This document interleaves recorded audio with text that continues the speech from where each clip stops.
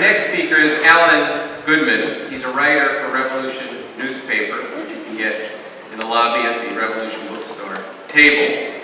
Alan's most, actually, no longer his most recent article, but he wrote one last week called Invoking the Holocaust to Silence Criticism of Israeli Crimes. Never Again. Alan Goodman.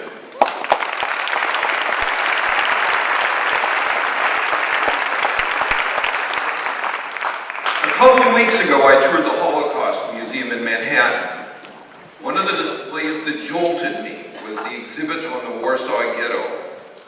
In Warsaw, Poland in 1940, over 400,000 Jews, nearly 40% of the population of the city, were literally walled off in an area that comprised less than 5% of Warsaw. The Jews of the Warsaw Ghetto were systematically starved. They received only about a quarter of the amount of food the Polish population got, and less than a tenth the food rations provided for Germans. They had to smuggle in food and fuel and smuggle out products from their illegal workshops to survive. Within the ghetto, they organized cultural activities, schools, and social services, most of which were linked to organizations banned by the Nazis. By late 1942, hundreds of thousands of Jews had died of starvation in the Warsaw Ghetto or been sent off to Nazi death camps.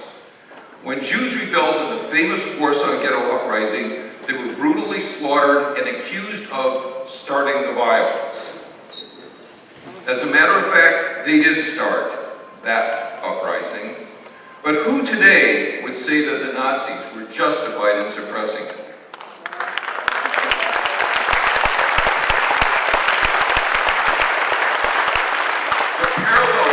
The Warsaw Ghetto then and Gaza now are stark and sobering.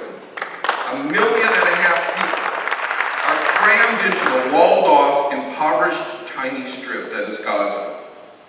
In addition to what other speakers have described, when Gaza ended the occupation and direct military rule of Gaza in 2005, it kept complete control of the land, sea, and air borders.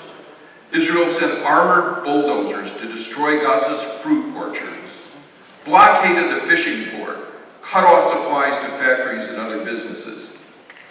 Most Gaza residents have been denied the right to work elsewhere or even leave. At the time of the current Israeli invasion, 1 million people in Gaza were dependent on UN food distribution, along with food and supplies smuggled in through tunnels from Egypt. A partially leaked but still secret report from the International Red Cross reported in 2007 that a dramatic fall in living standards has triggered a shift in diet that will damage the long-term health of those living in Gaza. This leads me to the theme I want to focus on tonight. Last Sunday, myself and someone else stood outside the Holocaust Museum in Manhattan with a banner that read, "After the Holocaust, the worst thing that has happened to Jewish people is the state of Israel."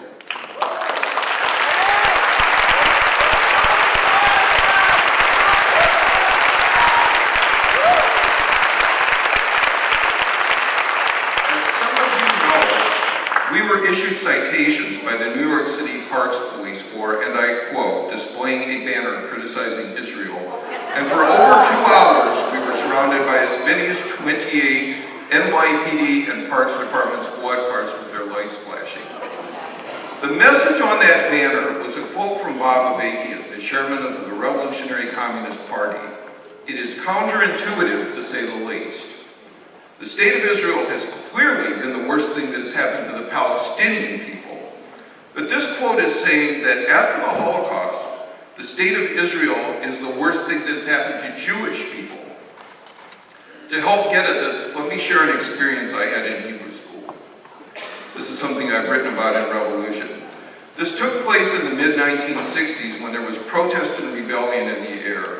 This was also a time when the connection between the United States and Israel was emerging as the strategic relationship that it is today. And that was all reflected in things going on at the time in my Hebrew school.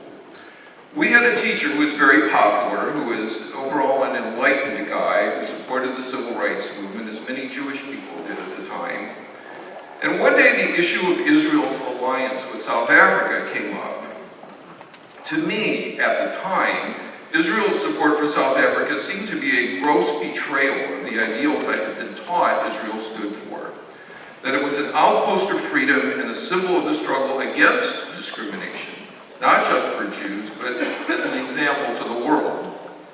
We continued to discuss and debate Israel's support for South Africa for a couple weeks, until at one point the teacher's demeanor changed and he spoke to us in a very serious tone, of someone letting young people in on a fact of life. And what he explained was that the South African regime was not only racist, but that the South African rulers were ideologically close to and had been politically aligned with the Nazis in World War II. He further explained that South Africa had a whole structured caste system where not only were black African people denied all rights, but that mixed race people, Indians and others, were classified as colored and occupied lower positions in society than whites, sort of in between blacks and whites. And our teacher explained that if Israel didn't maintain its relationship with the apartheid regime, then the South African government would likely reclassify Jews from white to the colored category. I was really stunned and taken aback by this explanation, and I remember blurting out something along the lines of, "Why would we want to be white?"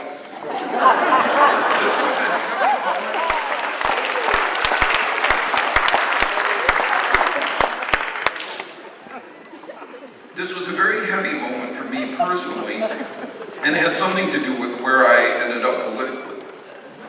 But more to the point, there was something about this experience that is very revealing about the role and nature of Israel and the kind of moral trade-off involved in the alignment of Jewish people with the state of Israel.